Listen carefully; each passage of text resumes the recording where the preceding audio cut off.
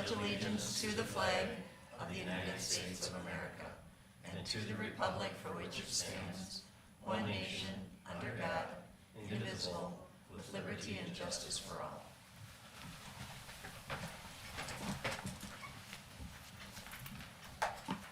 All right, we'll call the meeting to order.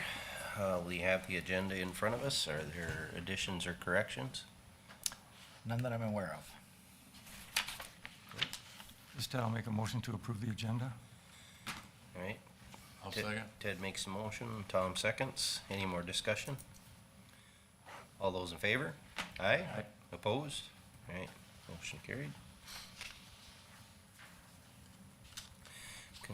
Public input. Is there anyone here that would like to have input to the board? All right, seeing none, we will move on. Consent agenda. Is there anything to be added or pulled from the consent agenda? Mr. Chair, I'll move to approve. Okay, Dave makes a motion. Is there a second? I'll second. Ted seconds. Any more discussion? All those in favor? Aye. Aye. Opposed? All right. Motion carried. All right, on to number 4, finance, the appointment of the auditor treasurer.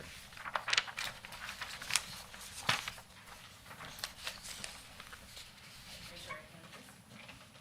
I, Marie Knudsen, do solemnly swear that I will support the Constitution of the United States and Constitution of the State of Minnesota, that I will faithfully discharge the duties of the office of Auditor Treasurer within and for said country, county, and state, according to the best of my judgment and ability, so help me God.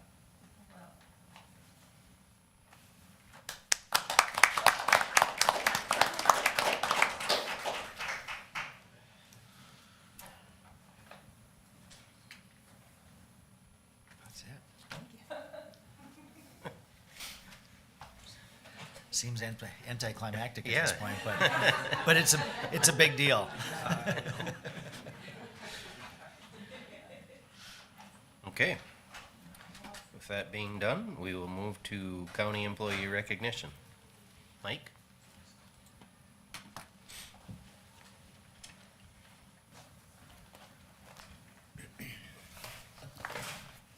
Good morning. Morning. For county employee recognition today, in the county administrator office, Blake Arneson, intern, began the temporary position on May 12th.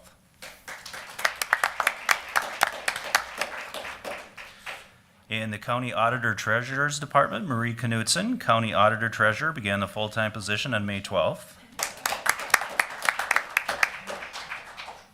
In highway, Luke Hartung, engineering worker, began the seasonal position on May 19th. In human services, Megan Berg, family-based service provider, is recognized for service from February 18th, 2020 to May 30th, 2025. Michaela Shablin, social worker intern, began the internship on May 19th. And James Wolterstorff, transit driver, is recognized for service from March 3rd, 2016 to May 14th, 2025. In the Sheriff's Department, Mark Gagnon, Deputy Sheriff, is recognized for service from June 28th, 2018 to May 16th, 2025. Craig Pritchek, Deputy Sheriff, is recognized for 10 years of service on May 19th. And Christopher Taviani, Dispatcher Jailer, began the full-time position on May 20th.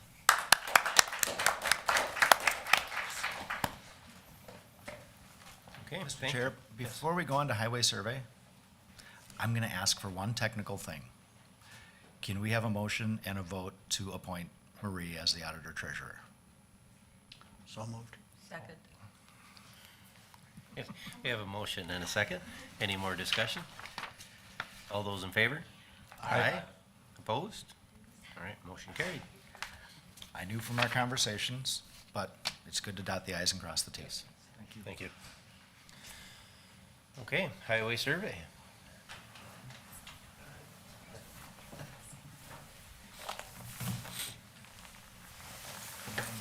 Good morning. Morning.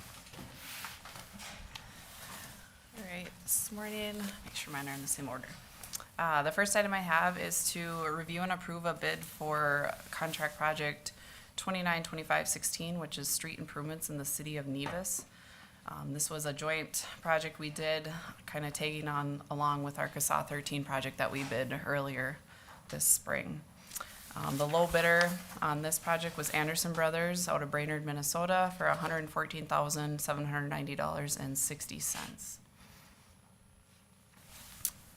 And we did sign a MOU, a memorandum of understanding previously with the City of Nevis for our services and what the finances will be for the project. I'll make a motion to approve. All right, Ted moves. Is there a second? I'll second. Tom seconds. Any more discussion? All those in favor? Aye. Aye. Opposed? All right, that motion carried. All right, the second item, fresh off the press, this morning at 8:30, we bid our city street project here on CASA 1 in the city of Park Rapids. It's SAP 029601007. And the apparent low bidder is R.L. Larson Excavating out of St. Cloud, Minnesota. And the base bid, this project had a base bid and then two alternate bids for the city, was $3,500,859.75. And I would ask that we approve the base bid contingent on the city approving their alternate bids at their meeting next week. And also on this project, we were notified a couple weeks ago that we applied for active transportation funding through the state, and we were awarded on this project, capped at $978,919.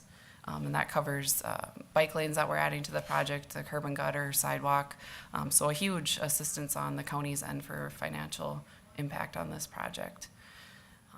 So it's good. Andrea, I had sent you an email earlier, and so to clarify, so since you got those dollars, if I understand right, you can't apply for more dollars this year, but you could in another year? In another fiscal year, yep. Okay. The applications for this year are closed now Okay. with that round, but, Okay. next year if they open up applications, if the legislators, Yep. supply this money, then we could for additional, yep. Okay, is there a motion to do something? To approve or no? Make a motion to approve. All right, I'll second. Ted moves, Shar seconds. Any more discussion? All those in favor? Aye. Aye. Opposed? All right, motion carried. Okay, and the last item I have is a quote for surveillance cameras at our Highway North shop. It's the same company that we've used for our Public Works building and to install last year at our Nevis shop. The quote from this company is $15,192.31. And I did only receive one quote because it's the same provider and we'd like to stick with the same company and same software that we do currently use. How many cameras is it? What's that? How many cameras is it, do you know? I want Roughly? to say it's about 11, if I remember correctly. And then they're remote, so we can see them here. It's a software base on our computer, so I can log in here to look at the cameras at the north or at Nevis. Are those cameras monitored all the time, or? No, mainly if there's an issue. If we notice something happened while we're not there, or if we have something else. They do record and they hold that recording for, I believe it's 2 weeks, and then it recycles the recordings. We can go on there and record and download video clips if we want. We've used it, especially at the Public Works building on the fuel facility. If there's ever any damage to hoses or whatnot, we can tell who did the damage, and then we can contact them about replacing the hose or paying for the damage. And this is all coming out of budgeted money? Yep, we budgeted last year for this, so it's out of our 2025 budget All right, for buildings. is there a motion? Sure, I'll motion to approve. Dave makes the motion. Is there a second? Also, I'll second. Tom seconds. Any more discussion? All those in favor? Aye. Opposed? All right. All right, and then I did just have one quick update. I was notified last week, spur of the moment from MnDOT, that they are closing our CASA 14 intersection for this week.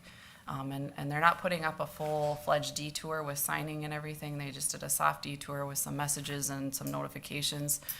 Part of their Trunk Highway 87 project, they applied for HSIP funding to fix the skew of that intersection, and they're redoing Arkansas 14 as part of that. So good that they're redoing it. It helps with safety impacts. I believe there was a fatal crash there last year, but was very poor notification on their part. So we kind of scrambled and got some notifications out, but just so you're aware if you get any calls or anything on it.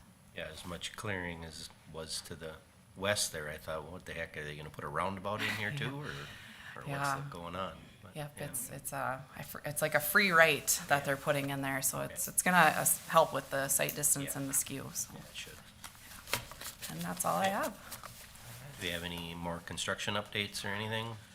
I didn't have much for this month, I guess, so, I guess we did finish CASA 24, the paving activities out there last week. Continuing on graveling. Chloride was supposed to start on Monday, but with this weather, we're probably gonna just push it to after Memorial Day at this point, so, yeah, that's kind of what we got going on these past couple weeks, so. Any tentative start dates for any of the projects that are gonna happen, the road projects, like 13 or Yeah, the City of Nevis? Not at this time, just, we have some pre-con scheduled for the projects, Right. but a lot of them have completion dates on them and not an open start date on them.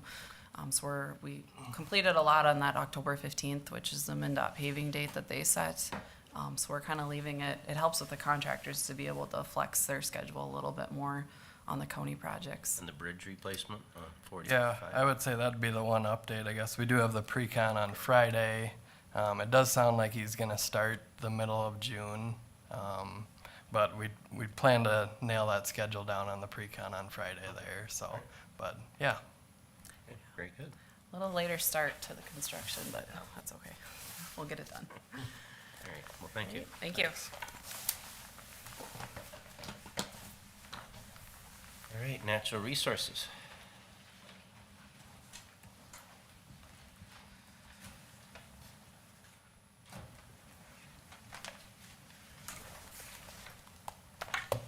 Morning.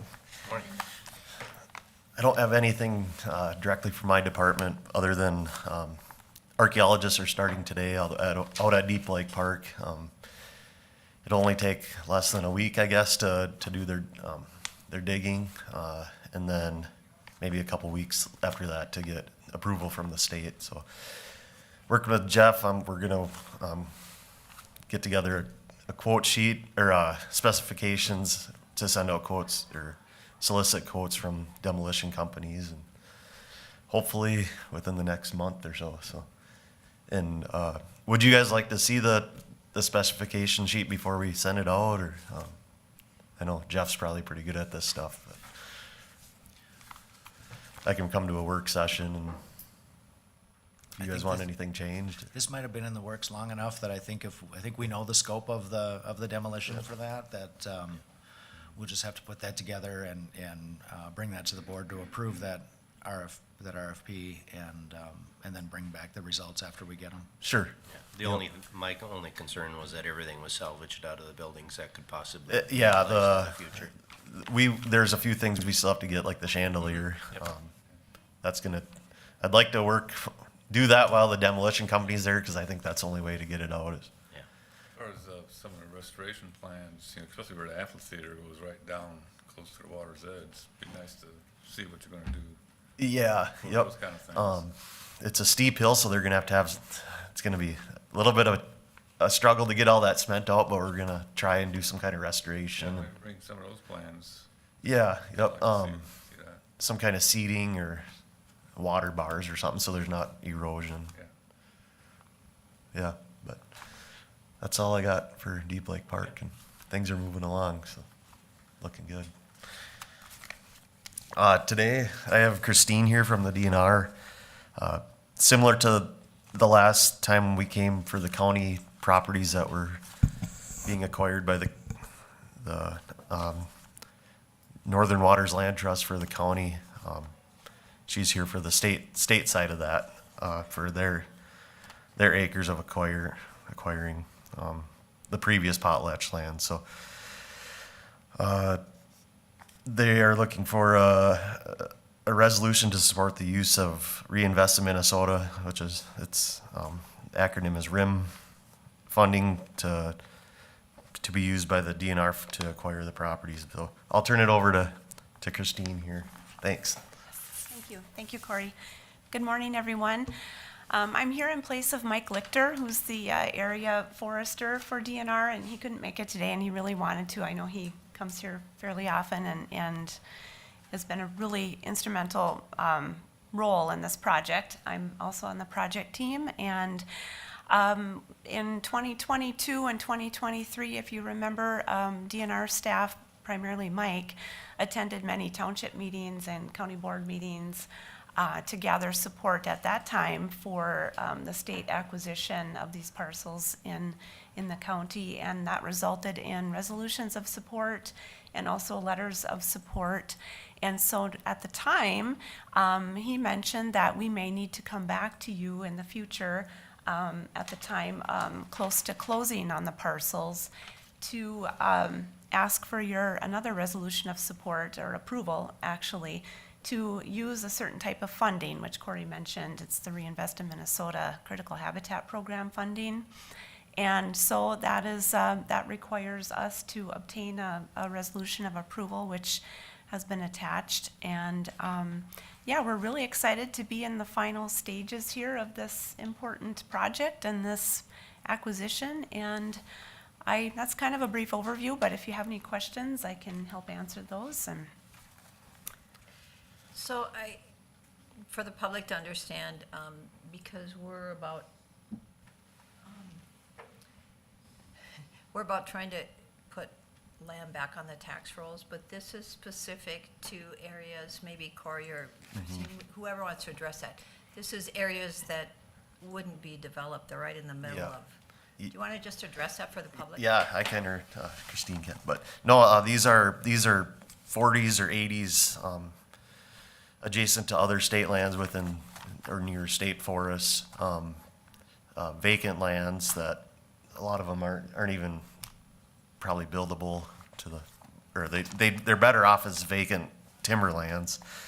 And the access to them is. Yeah, they're on forest trails or that sort of thing. But PILT, many members of the public don't know about PILT. I didn't really know about it till I started working here. It's very important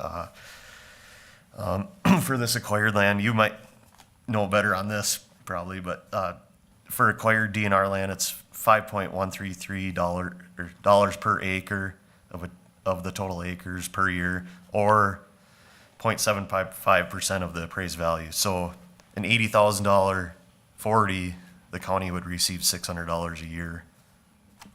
When private taxes, they might only pay $300 to $500 a year per year. So PILT's important. There was a question in the governor's budget this year, but luckily I think they're trying to leave it alone, not touch it, because it is important to the counties of Minnesota. So Corey, I want to just mention, because I think it's important to mention this, because we went through this with the Mantrap property, but Yep. PILT is, when you compare PILT to what private undeveloped land is, that's a fair comparison. Yep. But when you don't look at what Yep. the land can be when it's developed and what kind of tax revenue, that's not a fair comparison. In this case, it's going to be just like it is. Yep. It's a fair comparison, but people get misconstrued. I think that PILT is all the land can ever produce in tax revenue. That's not always the case. For sure, yeah. That's why I think the DNR and CHIP with the county came together, and they chose these parcels which are away from communities or out in the state forest that probably will never get developed. So the ones that are around Park Rapids or other towns in Hubbard County, I think they stayed away from, just because there is that development potential, which will obviously get way more tax revenue. But yeah, I think these ones are in areas where they're better off vacant land, whether in private or public ownership. But you can elaborate more. So again, the kind of the county conversation about this is that there are isolated parcels within county managed lands or state managed lands that have not been when we have a situation where somebody buys a 40 in the middle of a state forest, we have an access problem and we have a management problem. So this is identifying those parcels that provide contiguity for our trail system, provide protection for watersheds, and then provide for ease of management. If a 40 is in the middle of 600 acres that we're managing, not having that 40 is a problem. Developing that 40 would be a big problem for us. So this is, and we're looking, try to be as close to 1-to-1 or opportunity for opportunity. If we, when we take these parcels on, we're looking for the ones that we can sell that are appropriate and next to roads and easily developed. And that's why we have our land sales twice a year. Yep. So that's why we have our land sales twice a year, and we'll continue to identify those places. This is just continuing in that vein. And just because nobody said it yet, PILT is payment in lieu of taxes. So when people say that those are public lands and they're not paying anything, they're not paying property tax.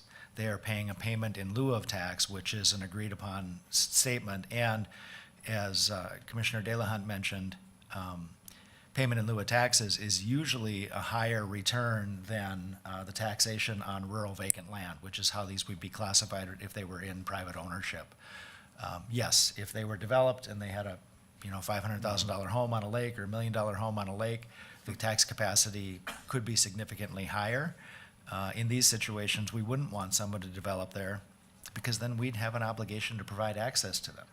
And then they would think that access is their driveway and try to keep other people from using it, as we've noted. So these are all parcels that are simply better managed by us because they're within other lands that we or the state are already managing. And we'll continue to look for those opportunities where development makes more sense.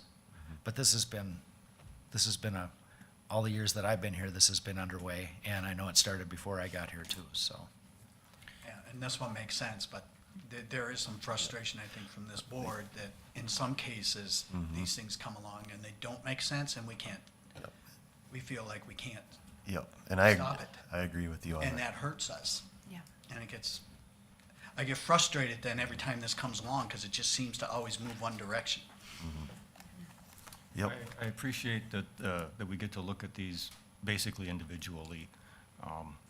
I do believe there are some parcels here that could be easily developed, but they're also the part of where they are connected to other state forest lands and stuff like that. And I would like to see the DNR sell some land. I know that there are parcels, random 20s and 40s and stuff, that aren't connected to other state forests and stuff like that I feel that the DNR could maybe let go. But I also know that if those lands were given to the DNR by people in the past with the idea that they were gonna not ever be developed, I could understand why those would honor those requests type of a thing.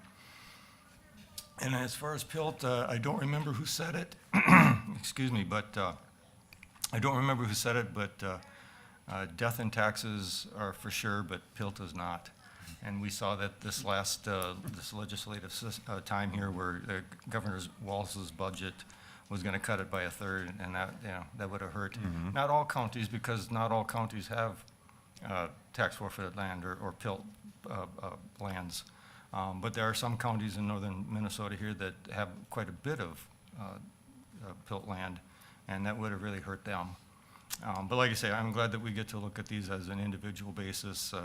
As Commissioner Delahunt and that has mentioned, that sometimes this really hurts the county. But I think these, for the most part, I think this is a good deal. Thank you. If you could just refresh my memory, I don't remember where the RIM funding comes from.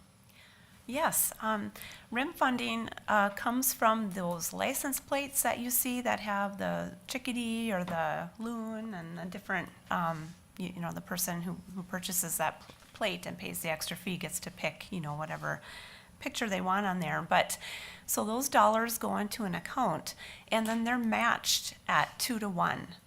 And so they are, you know, the funding is provided by individual, you know, private, voluntary donations. But part of the process is that in order to use those funds, DNR is required, you know, like I mentioned earlier, to obtain a resolution of approval from the county where those funds are going to be spent. So they're largely spent on fee title acquisition, you know, state land acquisition. They can also be spent on conservation easement acquisition by the state. All right, thank you. All right, is there a motion?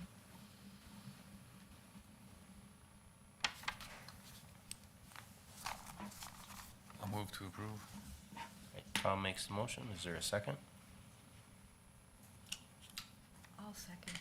All right, Shar seconds. Is there any more discussion? I'm gonna just insert one more thing, because I'm totally in support of this. But getting back to Mantrap, I was so frustrated, I contacted our senators afterwards, and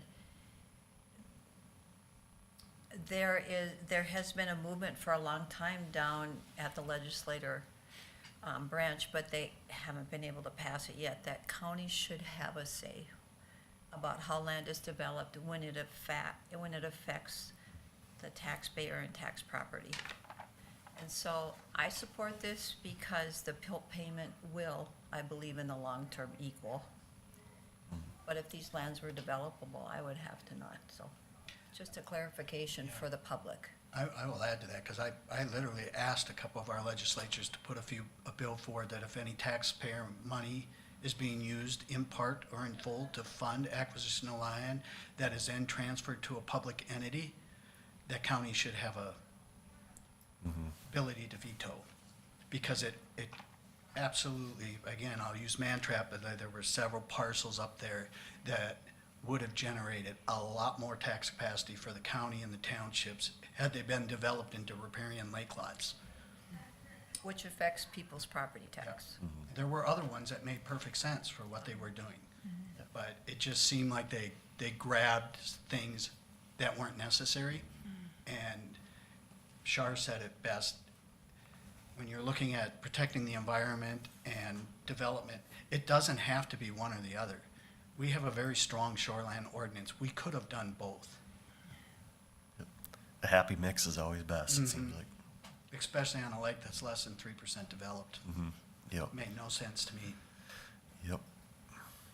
Okay, we have a motion and a second. All those in favor? Aye. Opposed? All right, motion carried.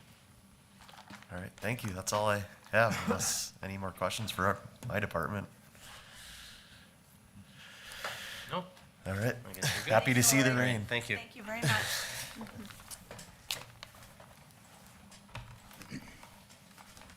Okay, solid waste.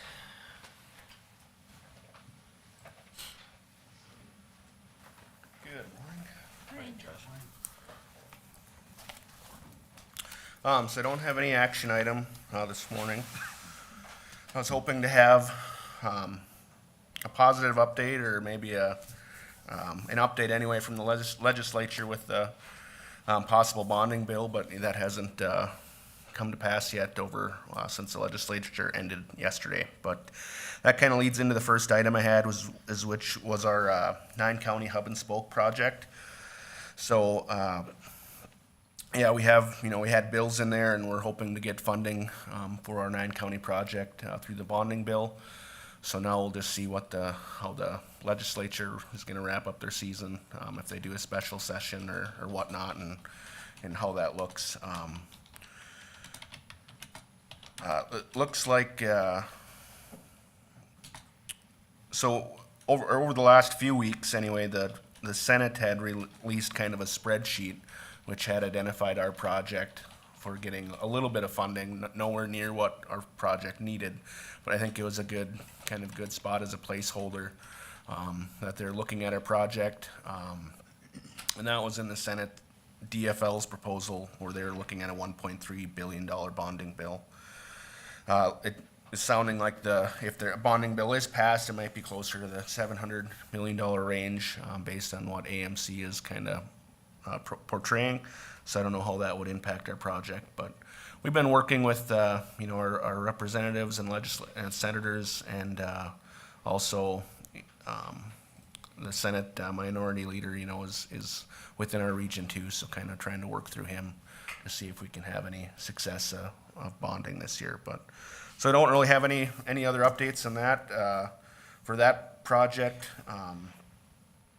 Looking ahead, if we don't get funding or just partial funding for our project, we did submit an interest form to the Minnesota Pollution Control Agency to kind of, it's a 2-year cycle where you kind of start this process over for the next legislative session. So we have, that interest form was due the beginning of May, so we did put that forward.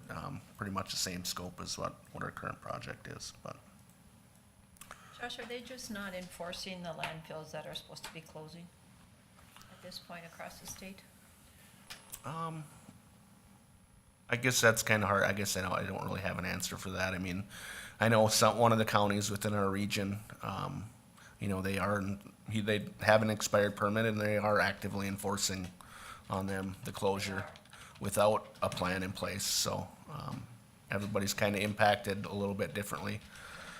With that, the state has finally released their summary, or the Minnesota Pollution Control Agency has finally released their summary of the proposed rules that they're hoping to move forward next year in the legislative session. And that, of course, included what we anticipated, but making all demolition landfills require a liner. And there'd be kind of different lengths of years for closure. So a facility might have 2 years to close. And then you can kind of go with what your current permit states. If they expand upon that, there's kind of different timelines. Like if they went to 5 years, you'd have to have enhanced cover. If you went to 8 years before you'd close your facilities, then you'd have to have a full synthetic liner cover system over your facilities. So, this is going to be, without funding, without kind of moving forward with our plan here for bonding and our regional type concept, it's going to be something we have to really pay attention to and have a voice this next legislative session. So, we can afford to handle construction and demolition material into the future. So, I think I asked, you might have told us this before, but if you have a covered landfill then and it's lined and it leaches, hits the liner, where does the pollutant go? Does it get retained? And if it's retained, what do you do with it? So with a lined landfill, you collect the leachate. So you have a tank system, a pump system, where you collect it, and there's different treatment options. So some landfills you can have kind of storage ponds on site and do treatment on site. A lot of times you have to work with wastewater treatment facilities to bring that waste there. So wastewater there. So it's all treatable. Yeah. And I mean, that's PFAS. the PFAS is a huge issue. I mean, how well is that being treated? And there's a lot of technologies that are still coming out, I think, would look promising, but I mean, it's still that's going to be the big issue near term. So the next thing, just really quick, I didn't really have too much to share, but just on our current MPCA grants that we are working on. Again, we had 3 MPCA grants over the last year, smaller grants for some of the projects we're doing at our facility and within our region. The first one is the organics grant. We've been up and operational with our horizontal grinders, so we've been getting through most of our brush piles so far at the transfer station in Park Rapids. Just kind of learning how that thing operates, what the maintenance looks like, and I think this whole year is just going to be kind of more of a learning year.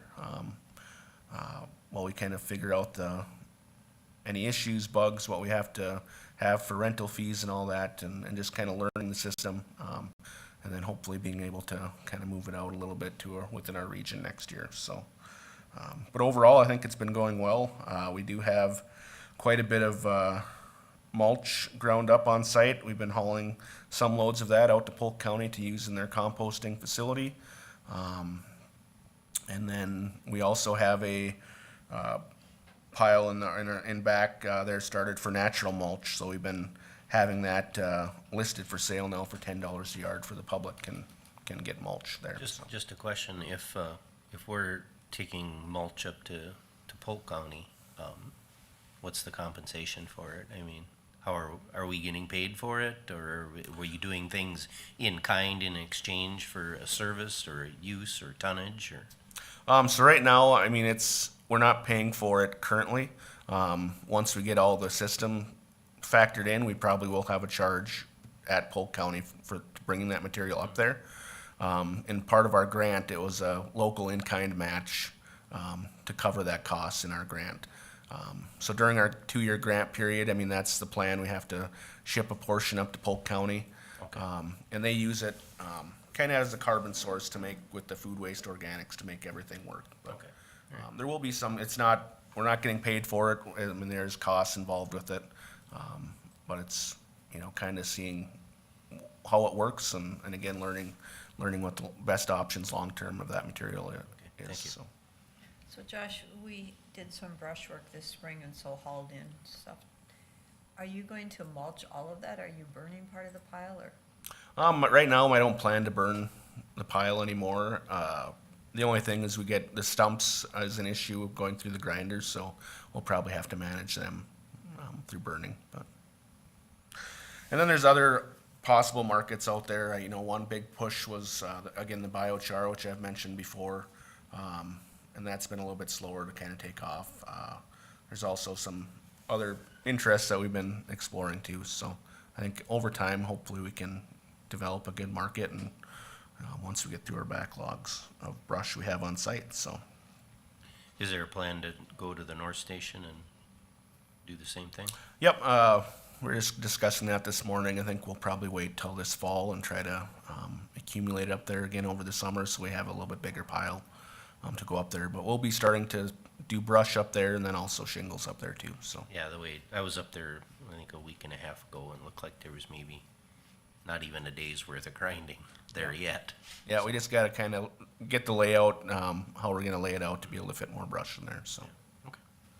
Josh, is there any interest in setting up a demo during a work session to go out and see how that thing works, or these reports are good, but I don't know if you wanna see that, or you can see how that's changed the operation up there, because I really think that it has. But I'm just kind of asking if there was any I was interest in gonna that. ask for a demo sometime, but I think that's a wonderful idea. just to see how it operates, what it does, see the end product, what the result is. I know somebody had commented that there was a lot of dirt in it, but, what you get in, if it has dirt in it, it's not gonna be clean material, not like a piece of 2x4 or anything like that, so. Yeah, the mulch we got now definitely has more fines in it. And that's kind of a next step down the line is, and what I've applied for a grant for, which wasn't successful so far, was for a screener, which could help with that, but. Yeah. But it's still, then we one of these grants, the next grant we have down here, the Greater Minnesota Grant, we do have with that, I've been getting quotes on a conveyor to help move that material around, and then also a colorizer, so then we can get into that too and see how that works out, so. I just don't wanna compete with businesses too much either, though, Yep. cause there's some businesses that sell mulch and colored mulch, so. Yeah, I think the biggest thing is just, we're not trying to buy products. We're just trying to best manage the waste material we get in and without having to burn that and destroy that, so. So yeah, and that, we should have quotes with that Greater Minnesota Grant, should have some quotes coming soon for some of that equipment. The other portion of our organics grant with the commercial organics, we're kind of just waiting on our packer truck that we ordered, and I'm kind of anticipating probably a late fall kind of push to to get going with that with Beltrami County, so. Our reuse grant, we have, with the reuse center, looking at remodeling that. I've been working through ICS with some initial planning concepts there. The budgets have been coming back a lot higher than I was anticipating outside the, kind of the scope of what we were looking at with the grant. So we're continuing to refine that, and hopefully we'll kind of have a plan picked out and a path forward, which I'll bring to you guys hopefully in the next, hopefully in the next month, so. But we're kind of moving, you know, all these are kind of moving a little bit slowly right now, but we're still making progress on them, and hopefully we'll be able to keep, have some stuff to show for it soon, which will, I think, be successful, so. Yeah, like I spoke to you before the meeting, it's very busy at the South Transfer Station. Saturday, there was a line, Jeff was there, I was waiting in line to dump a trailer, and there had to be probably 4 more behind me, and there was 3 in front of me, just to get into the facility to utilize it, so, it was kind of a traffic jam there, with people trying to move through the express lane and then get into the dump station, where you dump trailers and whatnot, and so it was kind of hectic, so I know it's gonna do nothing but get more congested here with the holiday weekend coming up and then the summer activities going on, so we appreciate everything that people do out there for us to help us move through this kind of congestion. They were busy directing traffic, making sure people knew where to go and whatnot, we just appreciate it. Yep, no, it sounds good. The only other thing I have is that, again, the one thing was just letting people know that we have the natural mulch out there, and then we also have backyard composting barrels that we are partnering with the Recycle Association of Minnesota on. Last year, all the barrels that we ordered, we got rid of them, you know, with a wait list right away, and this year we're kind of struggling to get them moved a little bit more, so just to help with that messaging that we have them available for the public. Is there a cost for the backyard composting barrels? Yep, and all that can be found on our website. Okay. All right, so I'll direct anybody there that's looking for one. I would just add a comment to what Steve said, that in spite of the busyness out there, it's very neat and well kept, looks very organized, so thank you. Thank you. All right, well, thank you. All right, thanks. Environmental Services.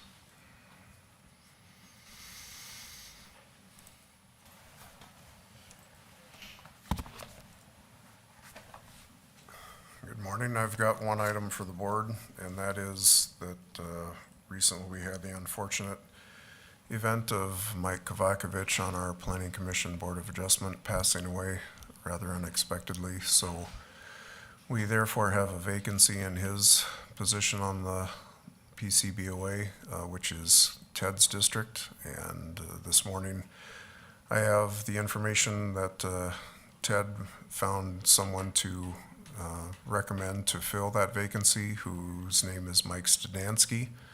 He's a Schoolcraft Township supervisor and retired contractor. I'm sure Ted could offer more background information if he wanted, but what we have this morning is to ask for the board's authorization to an appointment of Mr. Studansky to fill that open position, and the term on that would expire on December 31st of 27.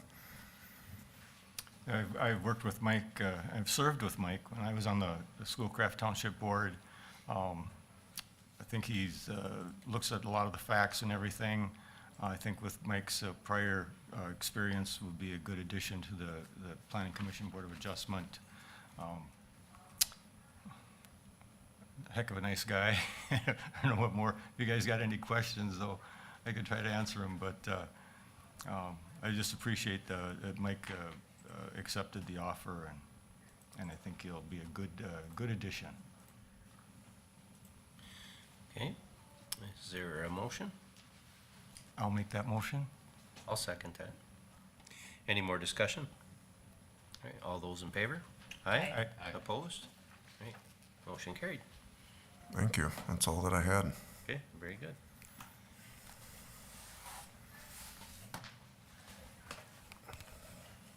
Now we will move on to Administrator. Thank you, Mr. Chair. we have a lot of stuff going on. But if you have any specific questions relative to an administrator report, I'll answer those.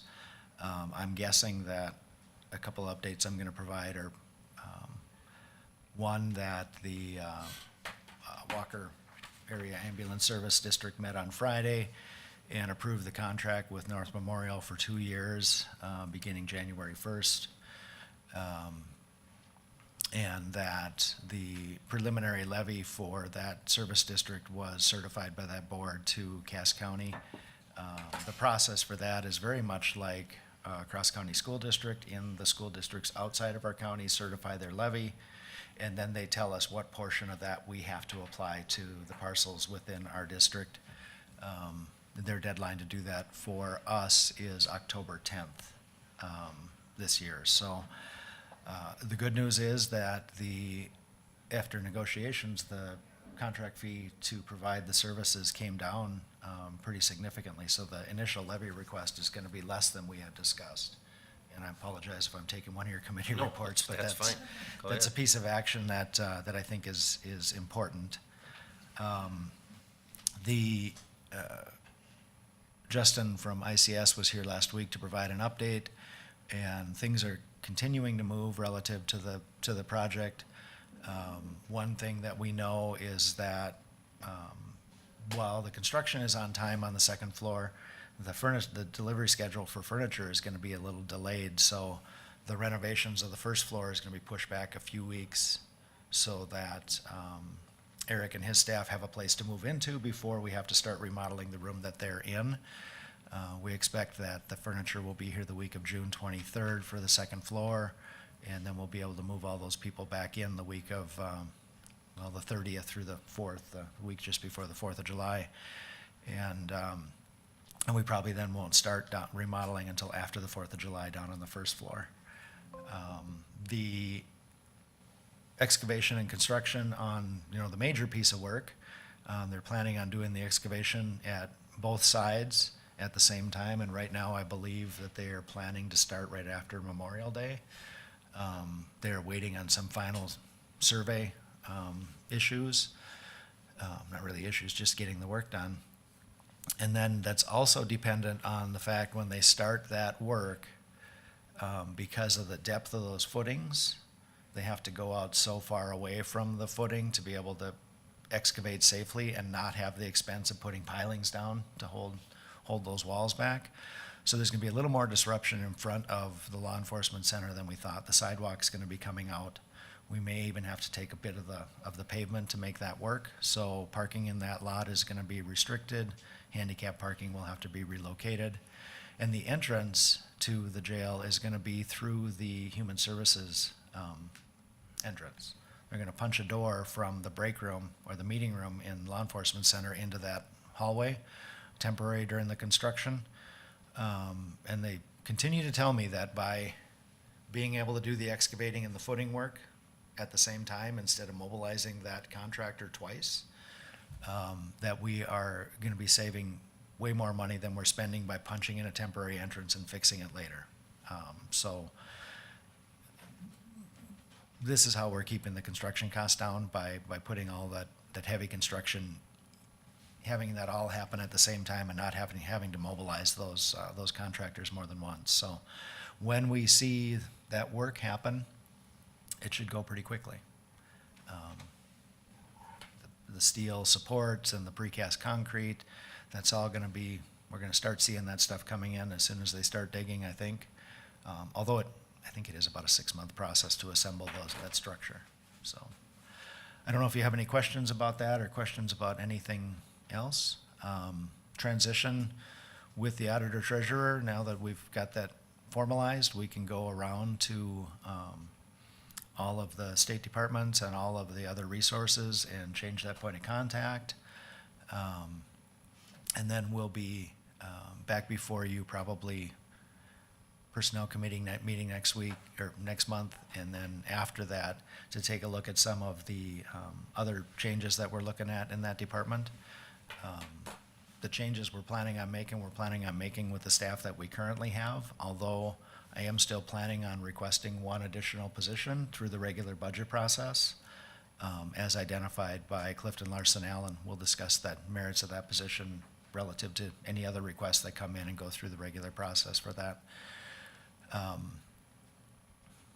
We are interviewing for the finance tech position that was approved. Timing of it worked out well, that Marie's gonna be able to be included in the interviews on Thursday to pick that person.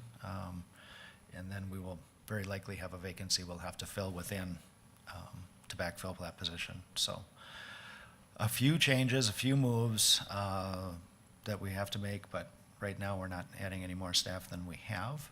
But I am gonna bring a request, through the budget process. Any other questions or comments? So do you want to explain to the board about the position Marie had? And how, and when that will be? open? Yeah, so that's exactly the point about coming to the Personnel Committee. Marie and I have had conversations about the organizational structure. She was hired as a finance coordinator. When Sandy left, we were looking for a finance director who had supervisory experience, who would supervise the finance staff. So we are having conversations about, are we hiring a finance coordinator or a finance director? And so we'll be looking at making some changes to that position. We're also going to be talking about a chief deputy auditor position, again, that would be responsible for tax, and whether that position supervises any staff, or whether, you know, when Sandy and Kay were here, Sandy supervised the staff and Kay supervised Sandy. When Sandy left, we couldn't find somebody to take that position, so Kay supervised all of the staff. So the recommendation from CLA is that we have a chief deputy auditor and a chief deputy treasurer. The finance director would directly supervise the staff they're working with. And if that's the case, we have to review our job descriptions and have them vetted and make those changes. So that's gonna take us about, I would imagine, 30 days to get through, and eventually we'll get to the point of knowing which positions are vacant. But we will have to backfill the position that Marie left, and she won't be able to do a whole lot more of the auditor responsibilities until she's able to find some support from the daily and weekly work that she was doing. How are we sitting with county attorney staff? We still have 2 vacancies for assistant county attorney. Conversations I've had with the attorney's office staff is that they're managing, that the new assistant county attorney is doing well and picking up where, I mean, I think we heard that update, that she's making the transition from defense to prosecuting very well. And that we have outsourced a couple of major cases to other counties so that we don't get buried. But we obviously would be served better if we had 1 or 2 more assistant county attorneys, so. So when we outsource, then do we pay the wage for the attorneys that are handling the case? We typically, in that situation, when we're working with another county, we're kind of paying a contract fee Okay. for an estimated number of hours Okay. for that job. And it's very typical that, you know, if we were conflicted out of a case, we would have another county do it anyway, and we would just pay them for that amount of time. So this is really the same mechanism that we have there. And I mean, it's the only good news, and it's not good news, is that we're under budget on our labor for the attorney's office. We'd rather be at budget and have everybody here that we need, but assigning those contracts is not gonna affect the operational budget for that department. We have had conversations about, with DDA, about some positions that are not market correct, and that county attorney and assistant county attorney positions are positions that have been identified as being out of compliance with the county's stated goal of being within, 5% plus or minus of the market, right? So, we had a conversation at the Personnel Committee meeting last month. We're gonna be talking about it again this month, in June. And that'll be about the budget impact of the recommendation coming from DDA, and whether there's an opportunity to take some action yet this year, or whether we have to put it off till 2026. So we're evaluating options that I think would make us more competitive in finding somebody for those positions. There's a lot of different things going on right now. Negotiations start pretty quick too, don't they? Technically, they wouldn't start until September or October, because there's a negotiating period. We are gonna have internally a review of our current contracts with, Ann Gehring, just to review for, are they all current with current personnel law? Are they conflicting with each other in a way that creates problems in personnel office? The answer is yes. What can we do about that, and how can we build that into negotiations? But I would really hope that we'd be on the front end of the negotiating period this time. 3 years ago, I think we started in September and we got done in December. If there's an opportunity to start earlier, I think we'd be ready to do that. Which means Personnel Committee meeting in June, it's gonna be busy. We will have a meeting after the, after the first June board meeting. We may have to have a conversation about negotiation goals, and have that conversation with the board so we know the framework within which we're working. Okay, anything else? All right, Do you want to do the closed session and then come back for committee reports, or do you want to do committee reports and completely up to you? I think we should. Reports? Let's do reports committee and then, reports yeah. first, yeah, then we'll do the closed session. All right.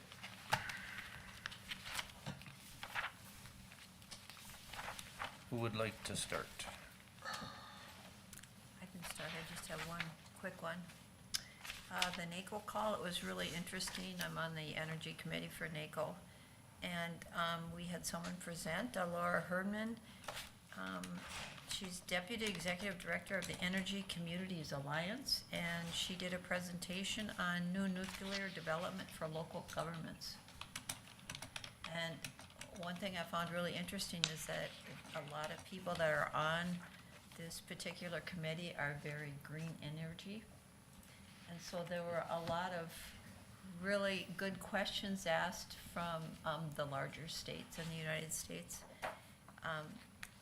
She talked a lot about how the way the new nuclear development is and the way the other countries are using it, how it's a safe development. And one thing that stood out for nuclear waste was options of how they could use that. And then the other thing is they're asking states to look at the land that they have and volunteer whether they want to be a place where nuclear waste would go. So she presented for almost an hour. It was really interesting, and we'll see where that goes. The current administration is very supportive of this, as well as there was a discussion on how President Trump is very supportive of redeveloping coal, so. Saw a picture, it was in Nebraska of a very large solar farm Yep. that was totally destroyed by hail. And now they're wondering where in the world they're gonna dispose of all those panels, because they got some chemicals in them that are Yep. just, harmful to the environment, actually. Yep. And They're not as clean as you think they are. I must Same have, thing's happening with offshore wind when the turbine blades get destroyed and the fiberglass is getting into the water and washing up on the beach. It's hard to get rid of. Did they say anything about how they're using the nuclear waste material? just looking at my notes here, let's see. No, they did not go into that. She talked a lot about how Texas currently is looking at funding to develop this, and then the Swiss have taken on developing and also then being part of the solution for the waste material. So she said quote unquote, the new design is actually a design that was developed in the 1950s and 60s. Right, and they, when people think of nuclear waste, they think of the way it was 30 years ago where you'd have quite a bit. But with these recycling reactors now, they're almost using, I think, like 70, 80% of the former waste is being It used is, yeah. to produce energy. So Yeah. the amount of waste that there used to be, it's far decreased. And the new sites would be, they would last 60 to 80 years. If they're reusing the waste, is the waste of a higher potency now that they're utilizing more of the actual material? I That's what I'm don't kinda know if it curious is or about. not, and one question I always wondered, are they taking, old stored waste and Reusing, and yeah. reusing it too? Hopefully. Yeah. She did talk a little bit about how, the blackouts they had in Europe, and how the green energy just can't keep up. It's not developed to the point where it can keep up, and so this is a clean alternative. It never will. There was an article in IEEE Spectrum magazine, and it likened the world to a big Rubik's or big cube, and it was doing the analysis of what percentage every country's GDP would have to be spent in order to get 100% carbon-free across the world. And the US was over 25% of our annual GDP would have to be spent. Well, that's not doable or sustainable. And some were as high as 70% of their GDP. It's not probable. You have to have some other base load of energy. It's useful in many areas and certain things, and it does have some advantages and can help, but She had an answer, and she encouraged those that questioned this to really look into it and become more educated. It was a really well-done presentation, and also the discussion was very interesting, so. European countries learned the hard way. Yeah. And they're going back to nuclear and Yeah. even coal. Germany closed down a bunch of nuclear plants, now they're talking about getting back into it. Yeah. Okay, anything else, Char? So Family Safety Network, a couple months ago, we hired a new executive director, and she's just kind of finding her feet. She's doing a very good job, and services have been way down the first quarter, but they've been way down in every county. So they can't really attribute to why, other than the cycle of whatever.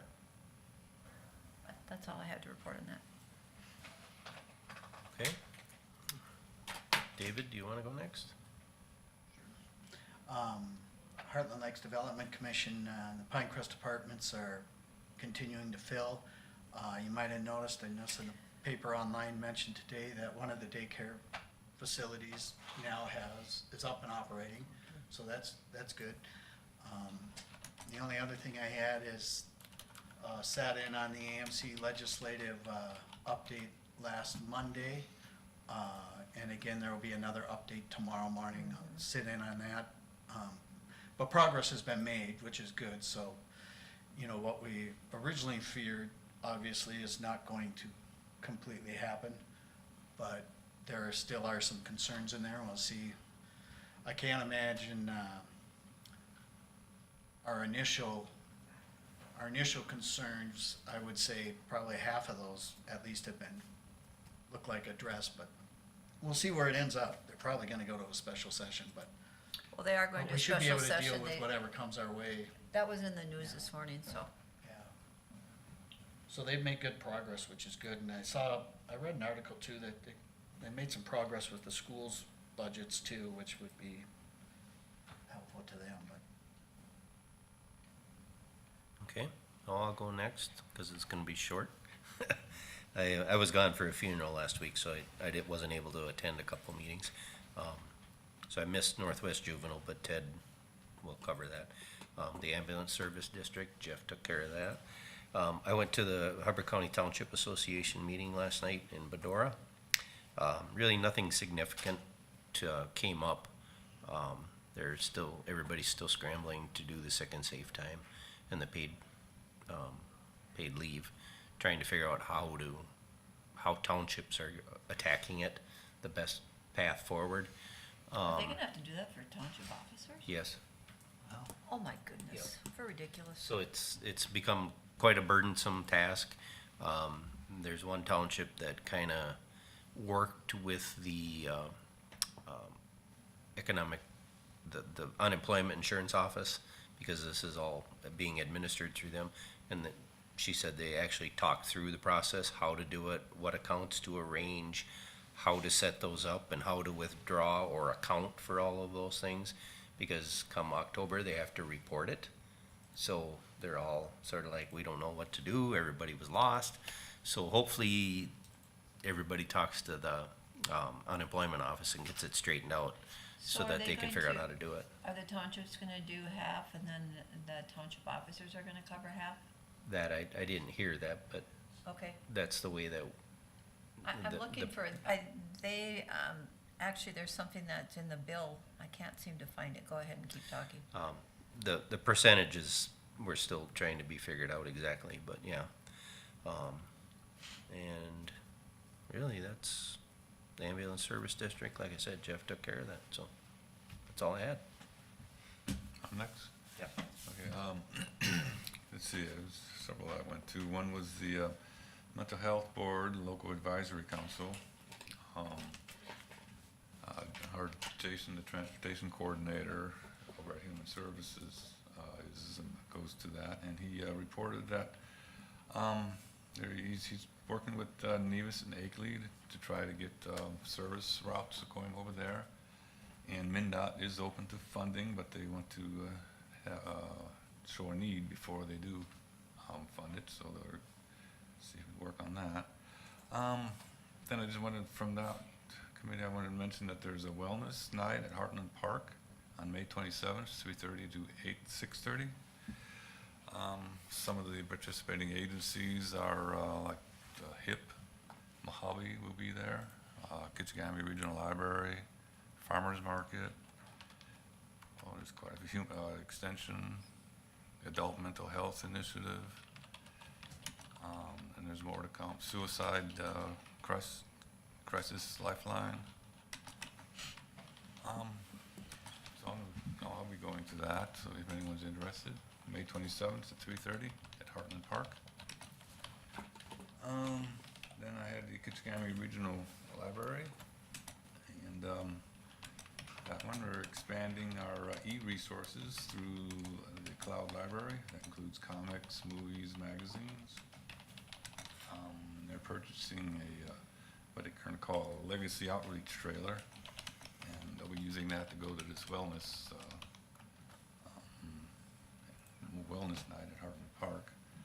And that'll just have things that they use for like a booth, an outdoor booth.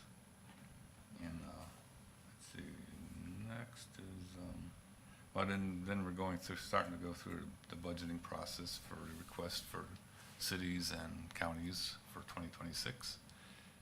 One of the things that we're going to do to try to prepare, and also we have labor negotiations, we're going to be doing same thing as the county is, probably hiring David Downs for, Oh, good for you. see what the neighboring regional libraries are paying, so that'll give us an idea of going into negotiations of what to, just some guidelines for that. Maybe it'll help. Well, then my other one was the ambulance service district. I think Jeff covered everything. I have one thing about here. He's going to be going to Maca, is it, to present. This is kind of a unique thing where the two counties work together to form an ambulance district. So that may become a topic in December for the conference. So us commissioners, the ones that are on the district, will help with that. But we'll see how that goes with MACA there. Yeah, and I'm glad you added that, Commissioner Kruger, because that was the one comment I was gonna make is that Josh and I will be presenting in July at our professional association, and there's a thought that would also be on the December AMC meeting as a work session too. But then that would be led by commissioners, and Josh and I would be in the back to answer the technical details. Okay. That's all I got.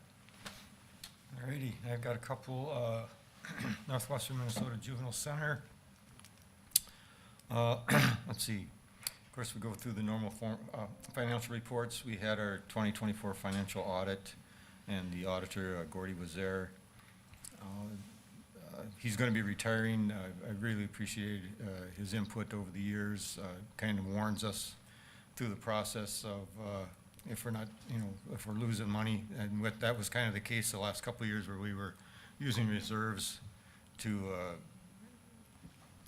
fill the gap there. And that's where we had the big, one of the reasons why we had the big increase per diems last year was that, and also if you're going to try to keep staff, we have to pay them, and of course, then that means more dollars.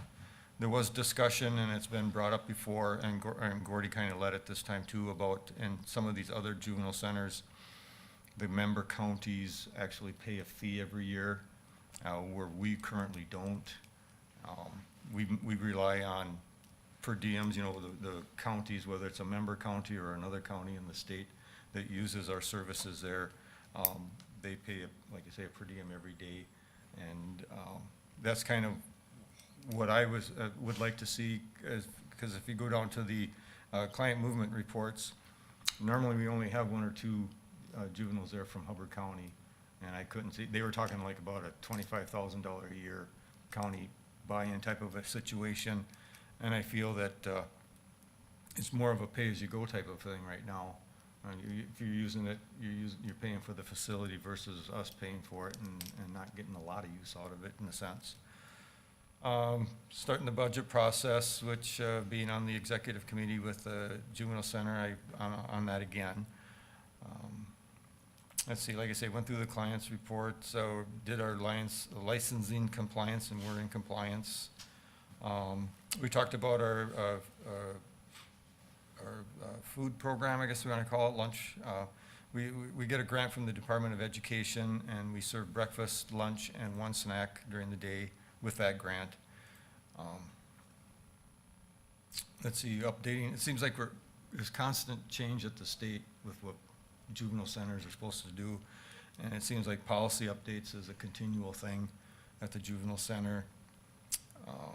Talked about the Department of Education, or excuse me, Department of Agriculture grant.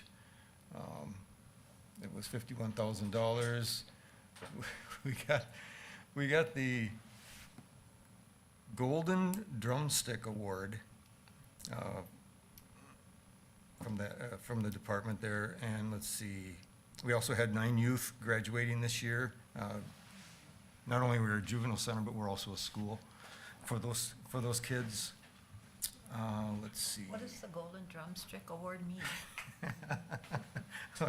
Darn, I don't have an answer for that. Let's see.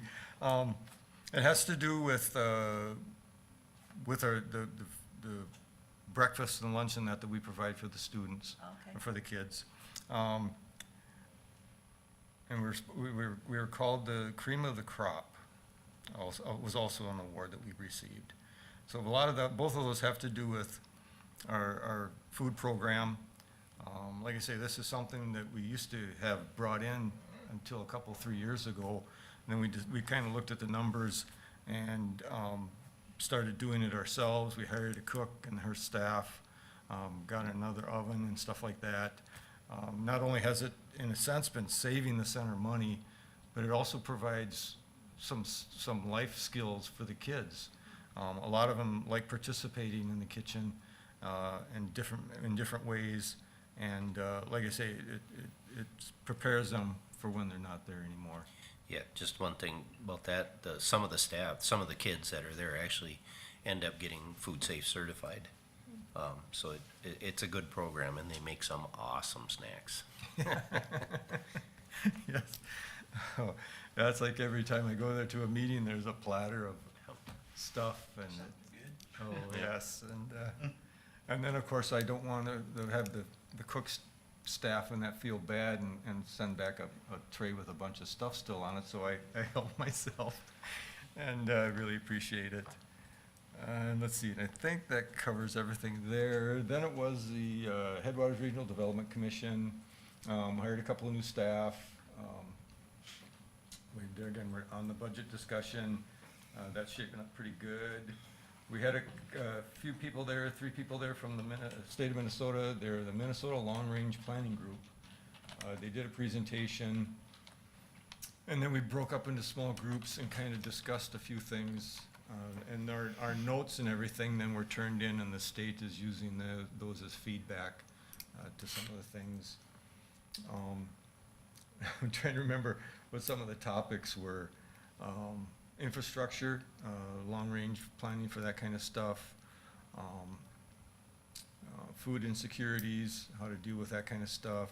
So a lot of it had to do with, like I say, the issues that we're seeing in Minnesota, and I think, like I say, they were kind of picking our brains for that kind of stuff. Had a presentation from the Headwaters Regional Finance Corporation. They talked about the money that are loaning out, the revolving loan funds and stuff like that. There are a couple of businesses that stood out to me in Hubbard County here that have received large sums of money, and everybody's in good standing. Sean made the comment that we've had over the last few years, since he's been there, we've had 1 loan default. And Grant Frenzel, who's a banker on our board, commented that that's kind of an unreal number. He said that that's really good. So I feel good about that. But we aren't in competition basically with banks. We're more of a gap financing and some special needs type of a financing thing there. And let's see. Talked about of course, we have our annual meeting every year, and this year it's going to be in Clearwater County. We'll be going to Bagley for that, doing a tour of Team Industries. To touch on what Andrea had talked about, Hubbard County received a $978,000 grant that was at RTC grant that Andrea had talked about, and that's to make and maintain a multi-use trail. I thought I had other notes here somewhere about that. So basically for the bike and walking trails and stuff like that. And then we had our first reading of our new bylaws, which was good. Like I said, that's where we have a new executive board, and as I said last meeting, I believe it was, or last month, that I'm the vice chair on that. One of our first, the chairman and I felt that we should update our bylaws and change a few things. The executive board met, we redlined a bunch of stuff, and then of course we brought it to the commission. There was some questions, but it seemed like the vast majority were in agreement with our changes. And so we have 2 more readings before that we'll initiate all that. And that's all I've got. Okay, thank you. Do we want to do meetings to note real quick before we do the closed Sure. session? I would just note that the department head meeting is on Tuesday, May 27th. Okay, I was going to ask about that. So it's my turn to go, but MRC has scheduled their call that day. So I can either go to the department head meeting, and one of you could, because Steve will be there, and he's he represents us on MRC. Or I can go to MRC and we just have Steve go this time, or what does the board want to do? I'm gonna be after you, will be my next turn. Should we switch? I was gonna say I would volunteer, but I've already got plans for Tuesday. Okay. Well, Steve could just go by himself. I'd really like to be on the MRC call. I don't see a problem with that. Okay. Okay, any other meetings coming up? AMC, Wednesday, June 4th at Beltrami County. If I remember right, it starts at 8 a.m. And they're slow to unlock the doors, so don't show up early. See that? Anything else? We would just need a motion to close the open meeting and open the closed session. I'll move. Right, Char moves. I'll second. Okay,